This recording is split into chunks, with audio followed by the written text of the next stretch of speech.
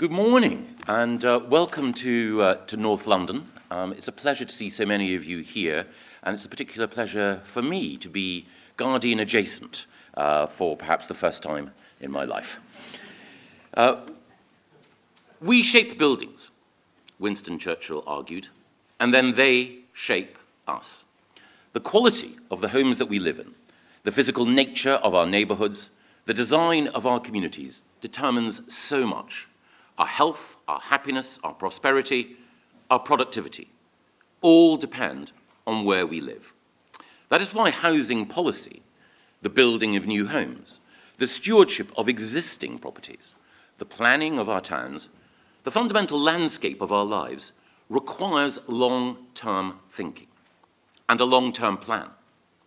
In the months that I've been in this role, we've been developing and implementing just such a plan.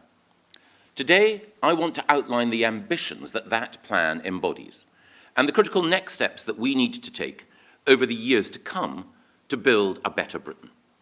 A Britain with many more homes, an assured path to home ownership, and homes in the right places. Our long-term plan has 10 principles. The regeneration and renaissance of the hearts of 20 of our most important towns and cities. Supercharging Europe's science capital. Building beautiful and making architecture great again, building great public services into the heart of every community, communities taking back control of their future, greener homes, greener landscapes, and greenbelt protection, a new deal for tenants and landlords, ensuring that every home is safe, decent, and warm, liberating leaseholders, and extending ownership to a new generation. Our long-term plan for housing comes at a critical moment for the housing market. We have a record of delivery. We've built more homes over our time in office than Labour did under Tony Blair and Gordon Brown. In this Parliament, we've delivered the highest number of new homes in a year for 3 decades, and we've ensured the highest number of first-time buyers in 2 decades. And we will meet our manifesto target of delivering 1 million new homes in this Parliament. Not only that, but our 11.5 billion affordable homes programme is delivering well over 100,000 affordable homes. And we're scaling up to deliver tens of thousands of new homes specifically for social rent. But we know that there are immediate challenges to future growth. Across the developed world, there are economic pressures. And there is, therefore, a need for radical action to unlock the supply of new homes. In every Western country, inflation is a barrier to building. Inflation has pushed up the price of materials. It has required interest rates to rise. It's squeezed access to credit, and with tight labour markets across the West, construction has everywhere become more difficult. But construction is more necessary than ever. So tackling inflation is critical to the implementation of our plan. The steps the Prime Minister and the Chancellor have taken to control public spending and borrowing, and our broader fiscal and monetary strategy are working. Inflation is coming down. But we need to maintain that discipline, which is why the Labour Party's proposals to borrow an additional £28 billion every year, their failure to support sustainable pay settlements, and their policy of unilateral energy disarmament are so dangerous. Each is inflationary.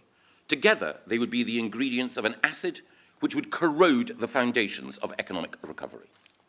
Instead, underpinning our long-term plan for economic recovery is a long-term plan for housing.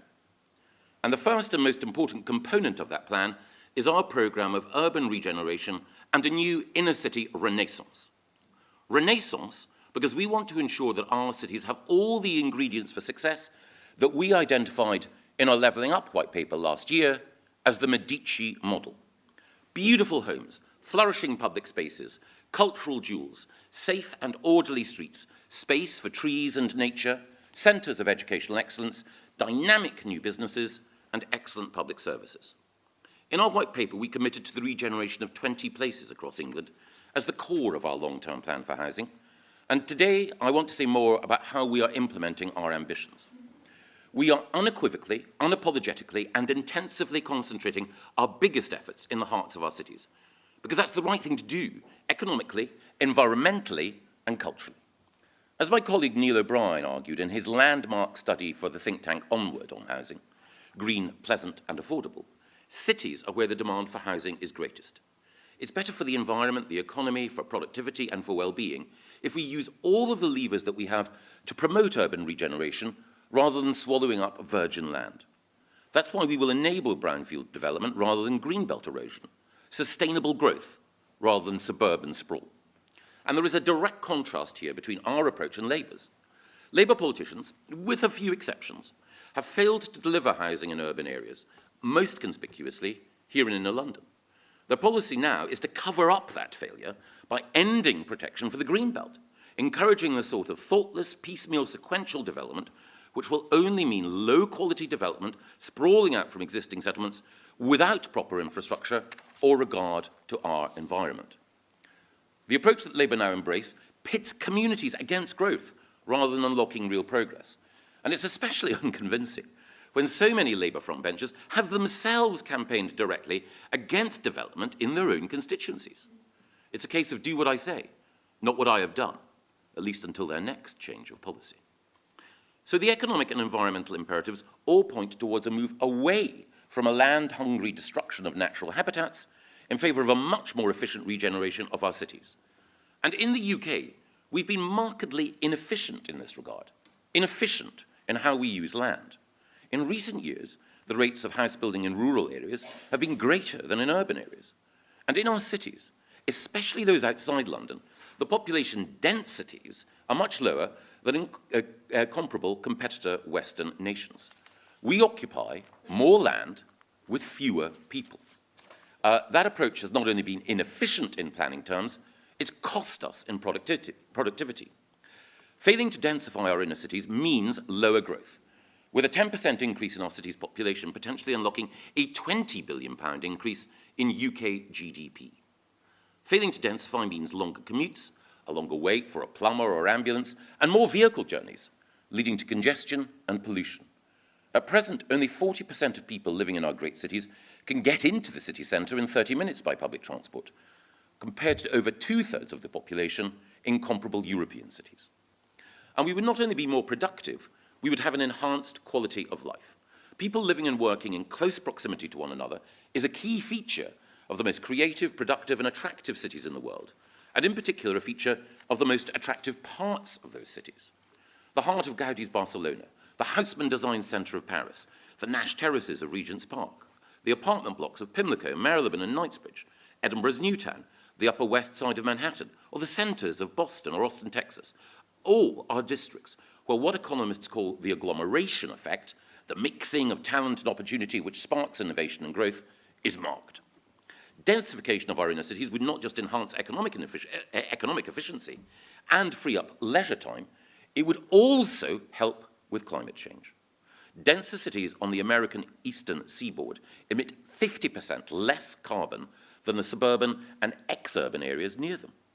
That's why we've been developing and implementing policies explicitly designed to support urban regeneration. We've given our metro mayors more powers and resource to build homes in our cities. We've allocated an extra £250 million to the Greater Manchester Combined Authority and to the West Midlands. And we've shifted government funding already to support housing delivery, the money needed to assemble and then to remediate the land on which the private sector can then build.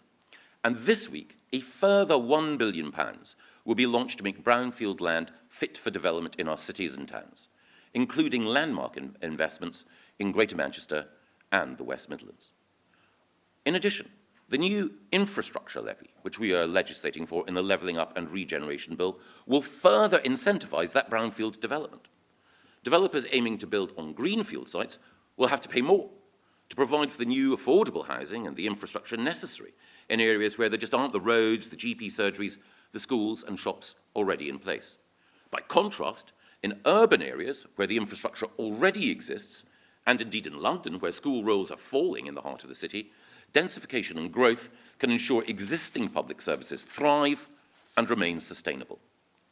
And to make it cheaper for development to deliver more affordable housing, more schools and hospitals when it's right for the community, our Levelling Up and Regeneration Bill will eliminate the hope value that landowners and property speculators try to extract from any sale. And we're already supporting gentle densification of existing areas of housing through our proposal for street votes, where local communities can collectively decide to extend their homes to capture more value and to create more space for new householders or bigger families. We're also consulting on new and expanded permitted development rights to maximise the potential of existing buildings for new homes.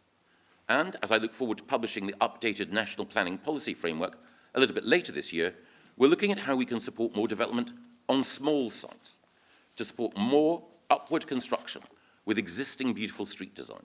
And we want to see agreed development and plans go ahead on locally agreed sites. We are then also tackling at source some of the reasons that have held back investment in the flats and the apartment blocks that help urban regeneration and densification.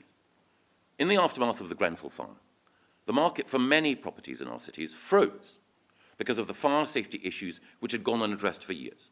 That meant that householders were in the terrible position where they couldn't sell their homes until they had a commitment that remediation would be undertaken. We took decisive steps to unfreeze the market, to protect leaseholders, to get developers to pay for that remediation, and to prompt lenders to start offering mortgages on those properties once more. And today we're taking further steps by opening our new cladding safety scheme and also providing much desired clarity to builders that 18 metres will be the new threshold that we will introduce for new buildings requiring second staircases. And of course there'll be transitional arrangements in place to make sure that there is no disruption to housing supply. All of these building safety measures have got a vital sector of our urban housing market moving again. And that lays the ground for the further expansion we now need. Because we know that there have recently been successful examples of the sort of urban regeneration that I've been envisaging. The wonderful King's Cross redevelopment in London, where we are today, the transformation of central Manchester, the Riverside development in Newcastle. But as I've explained, we must now go further. While some local leaders have set the pace in building homes in urban areas, with Andy Street in the West Midlands exceeding the numbers assessed as necessary for his authority, delivery elsewhere is behind where we need to be. London, under Sadiq Khan, has a particularly poor record. The London plan identified capacity for around 52,000 new homes annually. But in recent years, London has been building as few as 30,000 homes a year. The Labour Mayor's failure on housing, like his failure on crime and his failure on transport, undermines the vitality and attractiveness of our capital. And that holds back the whole country. I support the mayoral model, but I also will not hesitate to act in the national interest when Labour politicians fail. The number of homes that we need in London is only likely to rise beyond the 52,000 that already there is provision for in the plan. But these homes, as I say, are not being delivered. And the Mayor's failure to turbocharge the redevelopment of inner-city London is putting further pressure on the suburbs. If just 5% of the capital's built-up area had the density of Maida Vale, it could host an additional 1.2 million people without the need to expand outwards. That is why we now need, in London, to emulate the ambitious approach that Margaret Thatcher and Michael Heseltine took to London Docklands. We're planning to intervene, using all the arms of government to assemble land, provide infrastructure, set design principles, master plan over many square miles, and bring in the most ambitious players in the private sector to transform landscapes which are ripe for renewal. Our ambition in London is a Docklands 2.0, an eastward extension along the Thames of the original Heseltine vision, taking in the regeneration of Charlton Riverside and Thamesmead in the south, and the area around Beckton and Silvertown to the north. Tens of thousands of new homes can be created. Beautiful, well-connected homes and new landscaped parkland are integral to our vision, all sympathetic to London's best traditions. We will look at how we can ensure better transport connections from east to west to crowd in local and private investment. And we will build on the best evidence of how and where to invest ourselves in the future. Making sure that we unlock all the potential of London's urban centre, while also preserving the precious low-rise and richly green character of its suburbs, such as Barnet and Bromley, is critical to the nation's future success. And because it's a mission of national importance, I want to work with the Mayor to ensure that we do have a London plan, a housing and development blueprint for the capital, worthy of the task. We can do it together. The Dockland 2.0 sites that we've identified, and of course the new homes and investment that we will also bring to Old Oak Common are in line with the GLA's own ambitions.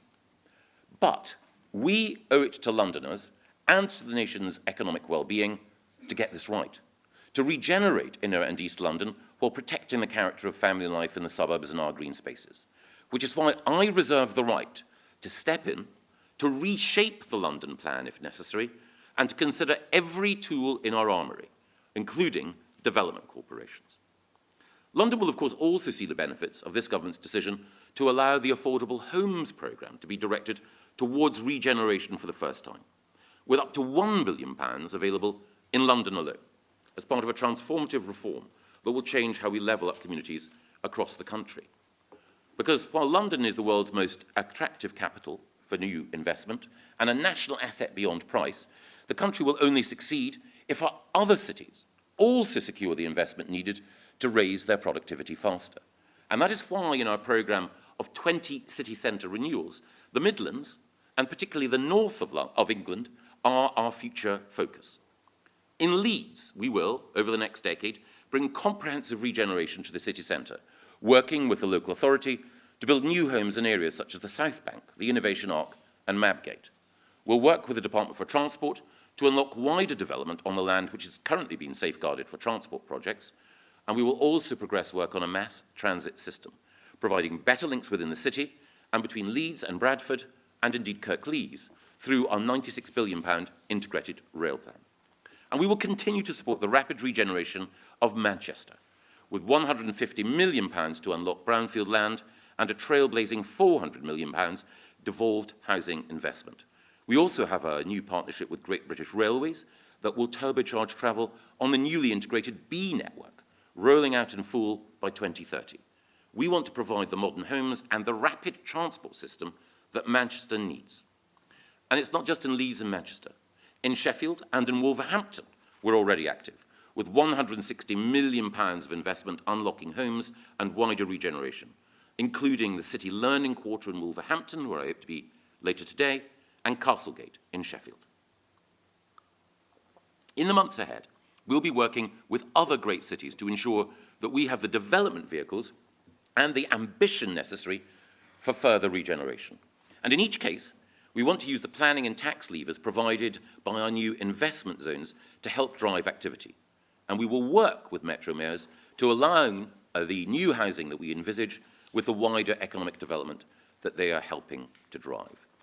And we will also ensure that new homes are built in line with the best urbanist principles of gentle densification. That means new urban quarters of terraced houses and thoughtful apartment blocks, the Haussmann-style transformation of existing urban space. And this programme will make vividly real the vision that I mentioned in our Levelling Up white paper, ensuring that cities outside London, which are rich in talent, but which do not enjoy the same level of productivity as cities in other jurisdictions, get the rich mix of financial, human, cultural and social capital which will drive growth. And it's not just Manchester, Leeds, Sheffield and Wolverhampton and existing great cities where we see new opportunities opening in the north. Barrow in Cumbria is the home of engineering excellence, the site of significant new investment over the next 4 decades, and of course it will be building the submarines of the future through the historic AUKUS deal. We want Barrow to be a new powerhouse of the north, extending beyond its current boundaries with thousands of new homes and space for new businesses to benefit from the scientific and technical expertise already clustered there. The Cabinet Secretary will be in Barrow later this week with an elite civil service team to meet with local leaders and the superb local MP Simon Fell to scope out the room for significant further expansion and investment. Because making the most of our science strengths is vital to Britain's future. And of course the establishment of the new Department of Science, Innovation and Technology under Michelle Donlan, the new AI task force under Ian Hogarth, and the amazing life science breakthroughs that enable the vaccine task force work during COVID. All of these are examples of how we lead the world in science, and all are essential to our future prosperity and well-being. And we know that we have wonderful sites of scientific innovation across the country, in the West Midlands, in Liverpool, and in the North East. But of course, nowhere is more central to our scientific leadership than Cambridge. Cambridge has been one of the intellectual centres of the world for 8 centuries, the home of Newton, Widdowson, Rutherford, Crick, Watson, Franklin, Venki Ramakrishnan, and Richard Henderson. the birthplace of generations of innovation. But Cambridge's future potential has been circumscribed by a lack of new space for lab capacity and research activity, and also by the constraints on new housing, which have priced new graduates out of the market and have also made attracting and retaining talent harder. While Cambridge's growth has been held back, its rivals abroad have benefited. In 2021, Boston had 6 million square feet of lab space under development. In an average year, Cambridge and Oxford together manage just 300,000 square feet. In Cambridge today, you have to wait almost a year for the next available lab space, and that's no way to incubate the dynamic technological innovators that we sorely need. So this government will now start to write the next expansive chapter in Cambridge's story of scientific endeavour. We're going to develop a vision for Cambridge, a vision that will involve growing beautiful integrated neighbourhoods and healthy communities while supercharging innovation and protecting green spaces. I'm delighted today to be able to appoint Peter Freeman, the chair of Homes England, and one of the country's foremost delivery experts when it comes to new development, to lead this effort, under a Cambridge delivery group backed by £5 million to start the scoping work. In concert with national and local partners, Peter will be charged with crafting the detailed vision for Cambridge's future, what it means for housing and for businesses, including those technology and life sciences firms, what it means for transport, critically what it means for water supply and for public services, and just as importantly, what a new vision can offer for healthy living, for green spaces, and for cultural institutions. I've asked Peter to advise me on what the right long-term delivery vehicle needs to look like as well, because I don't underestimate the scale of the task. And just as the Olympics succeeded thanks to the right leadership and structure, so too will delivery of this vision require the expertise, focus, and momentum of a dedicated, freestanding organisation, one that can develop the master plan, enforce high-quality design standards, acquire land, approve planning, and work with developers. It will be for Peter and his new team to take forward the vision for Cambridge. But I want to take a moment to paint a picture of the kind of evolution that we want to see in the city by 2040, so that the scale of our intent is clear.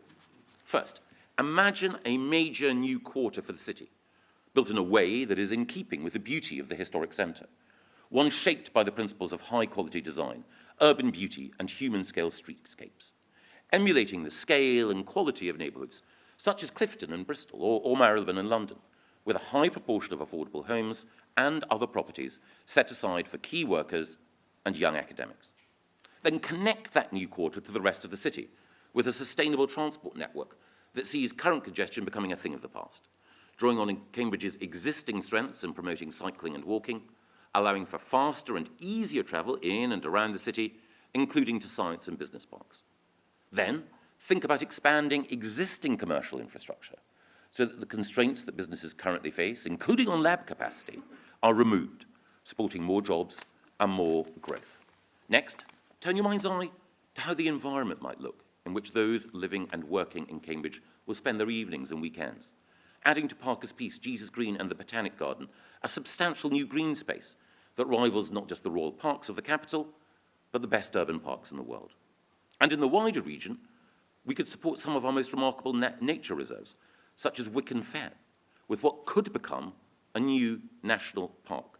Finally, we can envisage new centres for culture, perhaps a natural history museum, or a genuinely world-class concert hall, proudly taking their place alongside some of Cambridge's existing institutions, such as the Fitzwilliam and the Scott Polar. That is the kind of Cambridge that I want to see come 2040. And under Peter's leadership, the hard work to deliver against that ambition starts today. But to achieve success in this vision of Cambridge, like everywhere else, we need homes that are accepted and wanted by their local communities. And core to that acceptance must be a new philosophy of community-led housing that's beautifully designed, to match local character, has local input, and respects the local environment. That's why we've established a powerful new body to drive building beautifully, the Office for Place, which will find its home in Stoke-on-Trent. This new body, led by the brilliant urbanist Nick Boyce-Smith, will ensure that new places are created in accordance with the very best design principles, that we are placemaking and not just house building. For the first time, communities will be enabled to demand from developers what they find beautiful and banish what they find ugly. And we will support the thoughtful stewardship and repurposing of existing buildings. As my department has demonstrated, it is both right environmentally and aesthetically to protect and preserve existing beautiful buildings and make it easier for their use to change and evolve. And we know that communities will welcome development when it's beautiful. I saw for myself in Poundbury the support that exists for the right sort of major development if it's properly master planned and well designed. And that's why I'm so glad that the spirit of Poundbury is animating new garden towns and villages across the country, like the outstanding Wellbourne development in Hampshire, championed by my colleague Suella Braverman. 6,000 new homes, delivered to a design blueprint shaped by the landscape architect Kim Wilkie and the aesthetic genius Ben Pentreath. It provides a model for the future. More garden towns and villages built on similar lines, master planned to be communities that anyone would aspire to live in. That is critical to our future. And we will go further to empower communities to build beautiful in the places that they already love, supporting people to build homes themselves by scaling up the role of community land trusts and also making more resource available to support custom and self-built homes. We will also support communities to ensure that the beautiful new homes they want are delivered rapidly. Through the Levelling Up and Regeneration Bill, we are simplifying and speeding up the process of updating local plans. But of course, in order to do that, that means investing in quality planning. So today, we are more than doubling our funding to bust planning backlogs with over £24 million of additional investment. And also, we're creating a new super squad of expert planners, backed by £13 million of new funding to unblock major housing and infrastructure developments. This team will first land in Cambridge to turbocharge development that contributes to our vision for the city. But it will also look at sites across our 8 investment zones in England to help provide high-quality homes which complement the high-quality jobs that are being created. As you can see, we believe in speed and scale. Speed and scale matter, but our pursuit of quantity must not involve, as I've always stressed, any compromise on quality. Too often in the past, we have met housing targets, but in the wrong way, ignoring the need for beautiful and well-constructed homes. Many of the homes which were built at speed and on a significant scale in the 50s and 60s were brutalist blocks or soulless estates. Many are now unsafe, poorly insulated, and prone to damp and mold. And they're also alienating environments rather than loved neighborhoods. We must learn the lessons from these past failures as we build for the future. We must ensure that new builds are of the highest quality and also that renovation work proceeds apace in our existing housing stock, so that everyone can have a safe, decent and warm home that meets their family's needs. So for new build homes, we will roll out new design codes, and later this year, we will consult on a universal future home standard, deliver comfortable homes built to be zero carbon, warm in the winter and cool in the summer. And we will continue, of course, to improve life for those in existing homes. We've reduced the number of non-decent homes by 2.5 million since 2010, but we must go further. We will now more rigorously hold social landlords to account for providing quality homes for their tenants and renovating the stock they have. Because the tragic death of Abab Ishak demonstrated that we need to act, and we in central government need to regulate more robustly. Just last week, our social housing regulation bill became law, and that requires social landlords to respond to serious hazards like damp and mould within new, strict time limits. And of course, we'll penalise those social landlords who fail to make homes decent, with new unlimited fines for failing landlords and the removal of house building subsidies where social landlords are not keeping their existing stock in good repair. And of course, we will also update the decent home standard and apply it to the private rented sector for the first time, tackling the fifth of homes which still do not meet basic standards of inhabitability. Through all of these interventions, we recognise that a house is not just an asset to be traded, but a home to be loved. Countries around the world have always recognised that thoughtful, focused regulation is vital to ensure that everyone involved in the housing market benefits. And that, of course, is why we've also introduced legislation in the private rented sector to deliver a fairer deal for both landlords and tenants. For tenants, we will implement our manifesto commitment to end no-fault evictions, protecting those currently afraid to ask their landlord for basic repairs for fear of losing their home. And we will also help landlords deal with tenants who abuse their position, expanding landlords' ability to evict antisocial tenants or those who willfully refuse to pay rent. And a new ombudsman will provide quicker, cheaper redress alongside reformed court processes which ensure landlords can get their properties back quickly when they need them back. Action again to get our housing market to work. But making the housing market work better will also require fundamental reforms to leasehold law. We want to ensure that those who've paid for their home by acquiring a leasehold can finally truly own their own home by becoming free of an outdated feudal regime which has been holding them back. So we will continue action on exploitative ground rents, expand leaseholders' ability to enfranchise and to take back control from distant freeholders. We will reduce punitive legal service charges, reduce insurance costs, and improve transparency, all in new legislation to be in the King's speech. And of course, this new legislation, these changes to leasehold law, will mean that true home ownership is extended to millions more. But it is also critical to our long-term housing plan to get many more people on a sustainable path to home ownership. Most recently, of course, we've backed existing buyers facing hardship. The Chancellor has worked with lenders to help owners facing temporary difficulties to stay in their homes. And he's extended mortgage interest support to help those who are most vulnerable and who need a helping hand.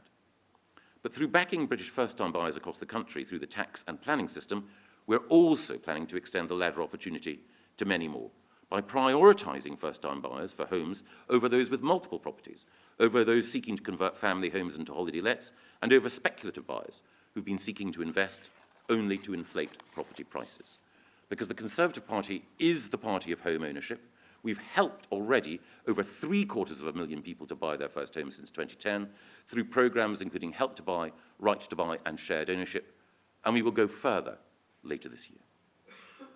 All of these steps that we're taking on ownership, on leasehold reform, on decency, on beauty, on simplifying planning procedures, expanding planning capacity, and on regenerating and reviving our inner cities are the components of a long-term plan for safe, decent, warm, beautiful homes for all. In the weeks and months ahead, we'll be saying more and delivering more. The comprehensive and coherent nature of our plan demonstrates a seriousness of intent in improving the supply of new homes that I fear the opposition simply don't have. Labour's approach is to return to the failures of the past, to encourage urban sprawl, to ignore environmental imperatives, to omit the need for new infrastructure, to avoid the rigorous work of thoughtful master planning, to neglect the need for urban regeneration, to duck the leadership required to think big, and to forget the importance of beauty and community. Their policies would encourage resistance to development, not incentivize it. They would weaken communities, not strengthen them, and they would see the biggest economic prizes elude our grasp. That's why we are committed to a better way, acting at every level with a vision of national renewal.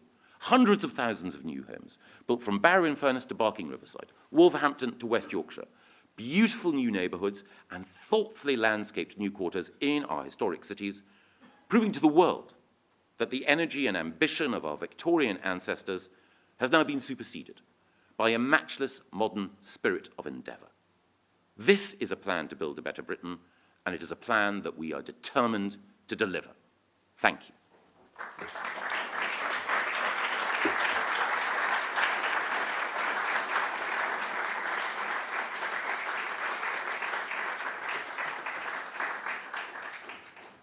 And as the lights dim behind me and as they glow over the audience, I know that there are a number of people here who would like to ask questions. Can I go first of all to Jonathan Blake from the BBC? Jonathan. Mr. Gove, is your focus on cities more to do with the fact that fewer Conservative voters tend to live there and an admission of failure, that you can't get the homes built in rural areas and towns that are needed because of continued opposition from your own MPs? Well, there are lots of Conservative voters who live in cities, including in Uxbridge, where Conservative voters returned a new MP, Steve Tuckwell, just last week. So I would challenge the first of the assumptions there. But no, as I've outlined, regenerating cities makes sense economically. If we want to see the dynamic effects that you get in the most thriving places in the world, then we need to regenerate our cities. We need more people in them. Our cities, London, but particularly other cities, are simply less buzzy less dense, less attractive than the hearts of cities in some other countries. And we need to reverse that. We've already seen what can happen when you have the right sort of urban regeneration here in King's Cross. And to be fair, we've also seen the revival of central Manchester under the leadership of people like Howard Bernstein, Richard Leese, and Andy Burnham now. What we need to do is to make sure that we have the same spirit elsewhere. But of course, it's not just in cities. While we are concentrating on them, because it's right for the economy and right for the environment, more sustainable, it is also the case that new, beautiful garden towns and cities like Wellbourne, which I've mentioned, are a critical part of our proposals as well. Can I go now to Skye and to Ali Fortescue? Thank you. You are a politician that I think is known to, on occasion, give a more direct answer to a direct question. So I'm hoping you can give us a direct answer to this. Do you stand by the government's commitment to build 300,000 homes a year by the middle of the 2020s? Or is it, as a former Conservative housing minister said, a target that's going to be missed by a country mile? And can I also ask, this morning Conservative MP in Cambridge tweeted to say that he will do everything he can to stop this government nonsense. Are you willing to be tough enough with your backbenchers, or will you bend again to Conservatives that don't want houses built in their constituency? The 300,000 target by the middle of this decade is one I completely stand by. And it will be the case, I'm sure, that Conservative backbenchers and others, once they have a chance to look at our plans, will realise that this is in the national interest, and that's why we're acting. Can I ask Dan Hewitt of ITV next? Thank you, Mr. Gove. Just on to the detail, you talk about converting commercial properties, takeaways. Has the government done an assessment on how many homes it thinks can be built by converting commercial properties into homes as part of this plan? You talk about the 300,000 homes a year target. The government has not hit that in a single year since you come into power. We have a housing crisis now on multiple levels. Why should voters believe a word of what you've just said? Well, I hope that people will realise that when I say that we're going to take decisive action, whether it's on building safety or in any other area, action follows. And the 300,000 target is one that we are building towards. I pointed out in my speech that the highest level of house building that we'd had for 3 decades came in the lifetime of this government. Now, I recognise, as everyone does, that inflation makes delivery against that target more difficult. That's why it's more important than ever that we have a long-term plan that covers a variety of different areas. You're right that permitted development rights, making sure that some of the department stores of our high streets, which are now empty, are turned into attractive new homes, for example, will be a critical component part of that, but only one part of that. We expect that there will be thousands of new homes as a result of the extension of permitted development rights. But some of the developments that I've outlined here, for example, in the east of London, will bring tens of thousands of new homes on stream. And as I say, it is for Peter Freeman and his team to let us know how big expansion in Cambridge can be. It will be for other partners in Barrow and elsewhere to let us know what the scale of their ambitions are. But I'm confident we are on a trajectory to reach that 300,000 target. I'm also confident that, as I mentioned earlier, we will hit the ambition of 1 million new homes having been built in this Parliament, which was our manifesto commitment. By when do you expect the 300,000 target? As soon as we possibly can. I'm going to turn now to Tom Harwood from GB News. Thank you, Mr. Gove. Millions of people in the country are suffering the acute effects of this country's housing shortage. You've outlined some areas of progress, but they're specific. They're top-down. It's a piecemeal plan. Is this, when you compare it to the sweeping planning reform that the Labour Party is proposing, simply too little, too late? No, I don't think that the Labour Party are putting forward a sweeping planning reform at all. All they have said is that they want to see greenbelt land swallowed up. That form of development, as we've seen in the past, that piecemeal sequential development has led to the erosion of environmental assets. It's led to communities opposing development, and it hasn't provided the scale of growth that we need. I wouldn't describe the extension of development out across the Thames estuary in the way that we've done as anything other than ambitious on a Heseltinian scale. I wouldn't describe the transformation that we envisage in Leeds, or the growth of Barrow, or the significant growth that we expect to see around Cambridge as piecemeal. And nor is this top-down. What it is a determined effort by national government to work with local communities in order to unlock the homes that we need. In my speech today, I've outlined a coherent plan which takes into account not just the role that national government can play and the partnership that we require for local government, but also the other levers that we need in order to get our housing market moving, discussing everything from unblocking planning backlogs to how we can get higher quality design and a more beautiful aesthetic in new development. All of these together are required. Labour don't come anywhere near that. Can I go to Dan Martin from the Daily Telegraph?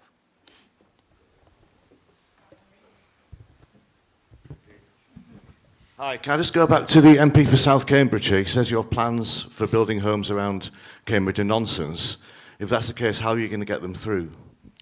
Well, I have the greatest respect for all of Cambridgeshire's MPs, but the plans that we've outlined today are plans which the overwhelming number of those looking at Cambridge's economic situation, I'm sure, will find a compelling way forward.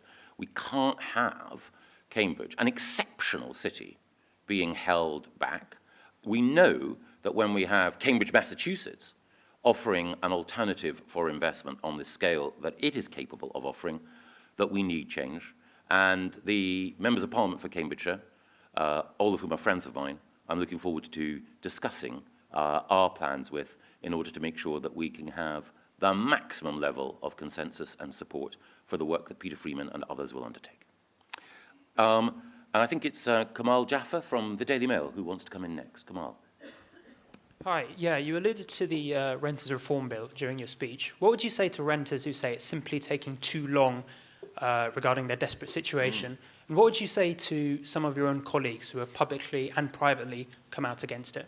Well, I think the first thing to say is you're right. The Renters Reform Bill was a manifesto commitment, getting rid of Section 21 no-fault evictions. I've always wanted to get on with that, but we have plans to bring the Renters Reform Bill forward shortly, and that change will, I think, benefit both tenants and landlords. I know that some people have expressed concerns about aspects of the bill, but when I've found myself in rooms with those who've expressed concerns in the past, as we've gone through the detail, then many of those concerns have gone, and indeed people have become enthusiasts for the legislation. Now, the legislation comes against a backdrop where there are difficulties, of course, in the housing market as a result of interest rate rises. That is why it is so important that our commitment to getting inflation down comes in parallel with the Renters Reform Bill. Any other questions? I think Andy Bell from Channel 5 News.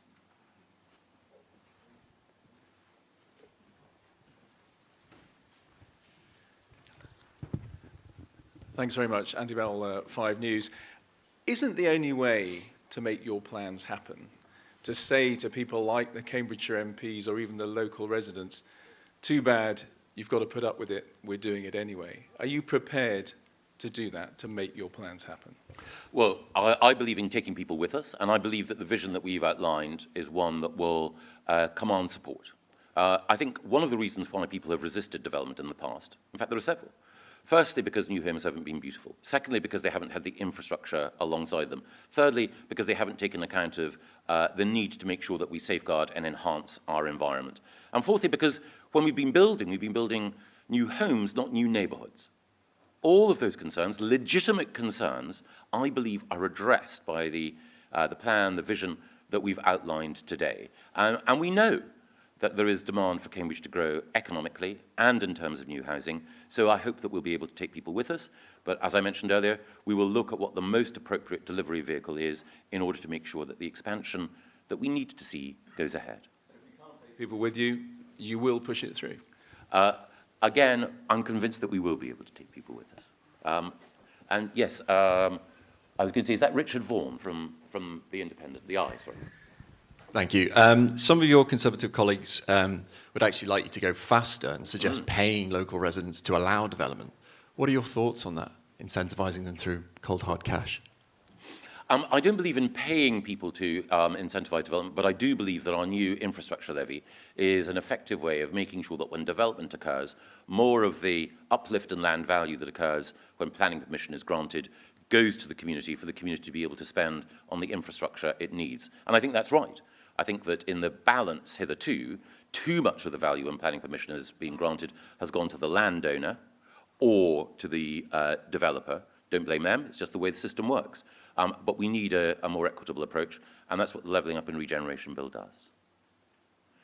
Yes, sorry, in the front row. Thank you. Kieran Stacey from The Guardian. I've got a couple of questions. The first is, you obviously took the decision last year to make the 300,000 homes a year target voluntary rather than compulsory. Will you commit to publishing the impact assessment that must have gone on around that decision? Secondly, on leaseholder reform, you've outlined a series of measures that you say move towards bringing an end to what you call a feudal system.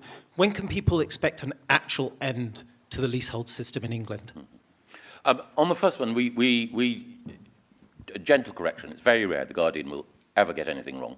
I know it has a reader's editor on those rare occasions that helps to ensure that the record is corrected. We haven't changed our ambitions, our target on 300,000 at all. There's been no change to that. There have been specific changes that we envisage in the National Planning Policy Framework, which will allow those making local plans to take particular account of environmental constraints when meeting the numbers that the standard model produces, but that doesn't affect the 300,000 target. On the second point, what we want to do is to make sure that leaseholders can effectively own their properties, first of all through making enfranchisement easier, getting rid of marriage value, and also capping ground rents, so that people are the true owners of their property. It will still be the case that the legal existence of leasehold and freehold will still be there, but people will effectively be liberated and leasehold will effectively be ended. Yes, just in the third row. I'm Amelia Jam from Channel 4 News. You've just said that you stand by your commitment to build 300,000 homes by the mid-2020s. The Levelling Up Committee says that that's almost impossible, given you've now dropped that mandatory target. And the property giant Knight Frank says this policy will lead to the building of only hundreds of new homes, not hundreds of thousands that are needed. Is it not the case that the numbers simply don't add up? Well, as I mentioned to your colleague from The Guardian, we haven't dropped the 300,000 target. There are specific changes that we've made to the way in which local plans will be adopted, but we haven't altered the 300,000 target. It's a conclusion that people have drawn erroneously, if I can put it politely. But on the mandatory. Well, it never was. I mean, the 300,000 target remains as it always has been, and I think this is a misunderstanding, as I say. But on the specific point about the hundreds, I think that Knight Frank were commenting on the changes to permitted development rights. As I pointed out in the speech, the scale of development that we're envisaging in London, in Leeds, in Manchester, in Cambridge, in Barrow and elsewhere will mean tens of thousands of new homes. So I think the Knight Frank comments were restricted to what they envisaged the changes in PDRs would mean. But of course, I'd be more than happy to look at their report and respond more fully to them and indeed to anyone else. Yes, the gentleman just in front there. Hi, it's Joe Mays from Bloomberg. You say you want to build 30,000 social houses a year, but many housing associations face significant levels of debt, and that will curtail their ability to build, and their position is worsening because of the weak housing market and rising interest rates. So how are you going to deliver that? Well, we've got an 11.5 billion affordable homes programme. We will work with housing associations and indeed the private sector when they're developing and delivering new homes in order to make sure that we have affordable homes. And I've explicitly said that an 11.5 billion programme should be targeted on, or rather, it should enhance the number of homes which are there for social rent. So it won't happen this year, but it will happen in the future. Yes, the gentleman in the middle row. Thank you. Michael Knowles from Daily Express. Lots of people would say that GP surgeries and schools are already completely oversubscribed. How can you ensure that these plans won't make that problem worse? Well, you're absolutely right, and that's one of the reasons why there has been resistance to development, and one of the reasons why we want thoughtful master planning. So here there is a distinction between the approach that Labour takes, which would be to add to those pressures without an answer on infrastructure, and the approach that we're taking, whereby when we're thinking about urban regeneration and the creation of new urban quarters, we're thinking about them with GP surgeries, primary schools, other services, and urban parkland and green spaces built in from the beginning. And that's the approach, for example, that they're taking to the Wellbourne development that I mentioned earlier, the approach that characterised the King's developments when he was Prince of Wales in Poundbury, Nansleddon, and elsewhere.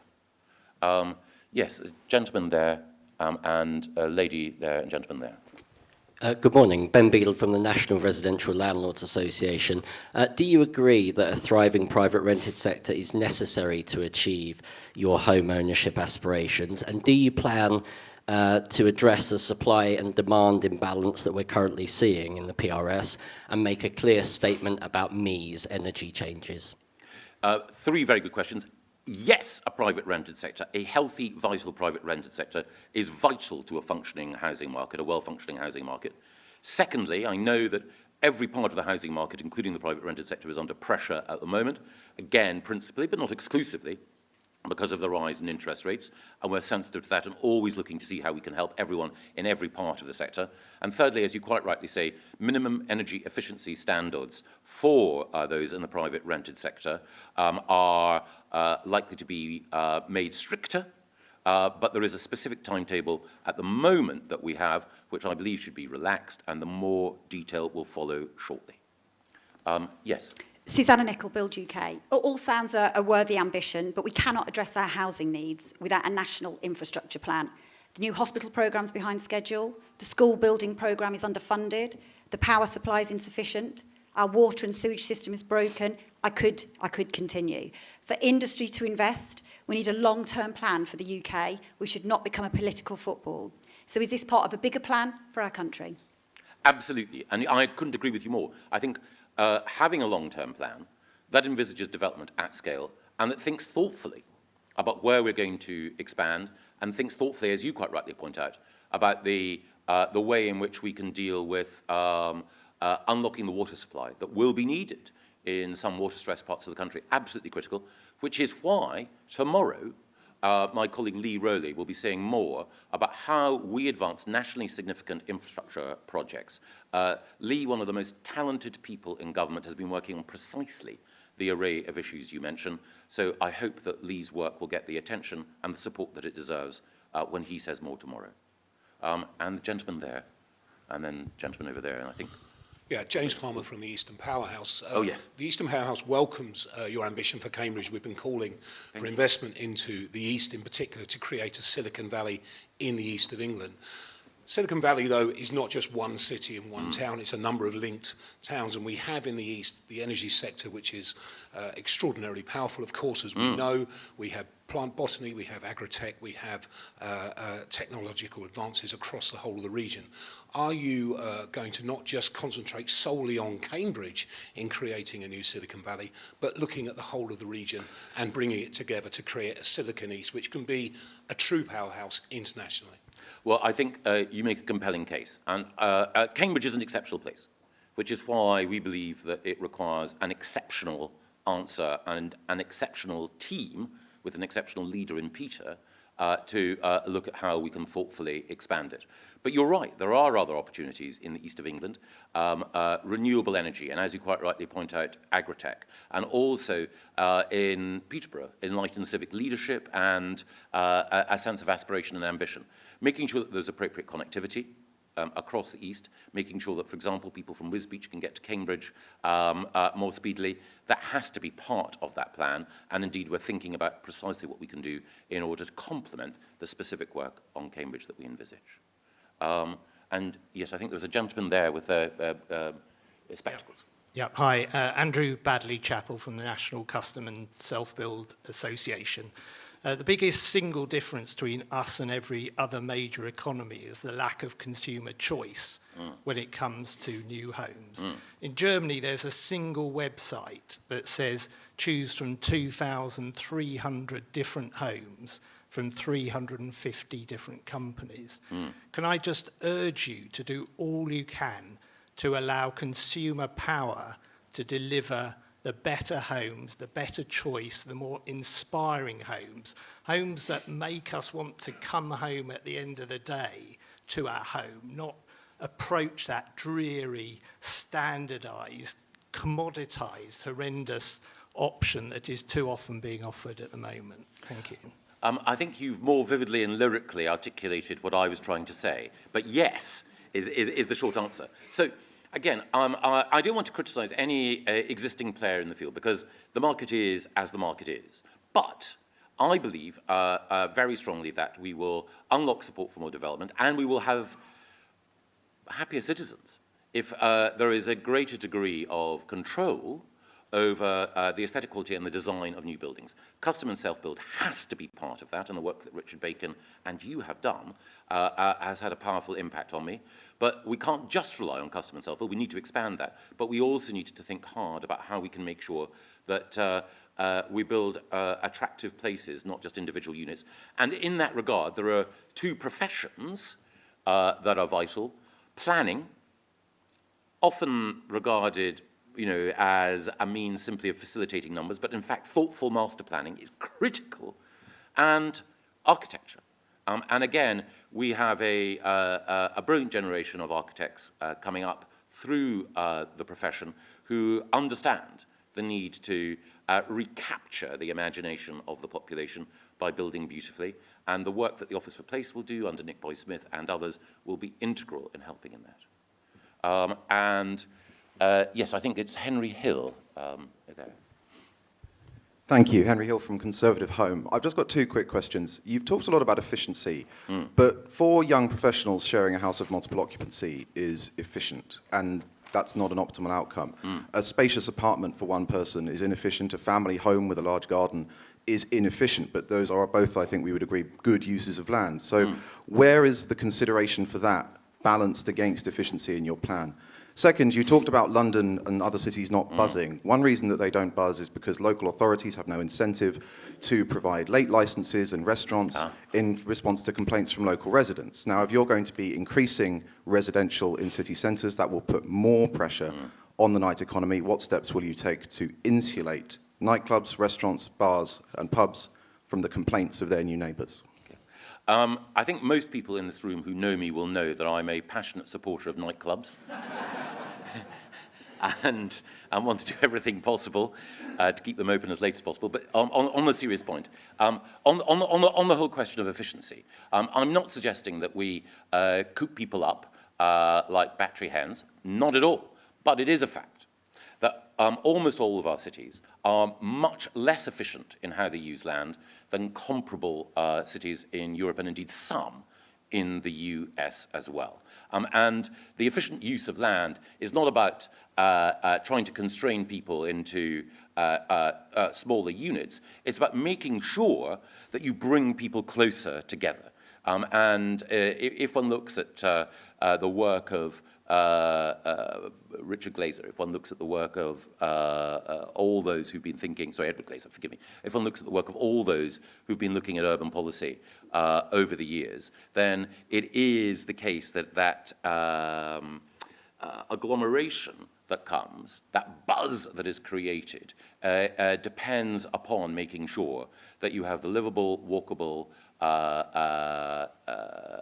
neighborhoods that I referenced in the speech, whether it is in Barcelona, Paris, or indeed successfully in parts of London. So when we have a situation where the people who are living, the people who are working in the heart of Birmingham are often commuting 30 or 45 minutes to get in there, then that detracts from the significant and growing attractiveness of Birmingham's city centre.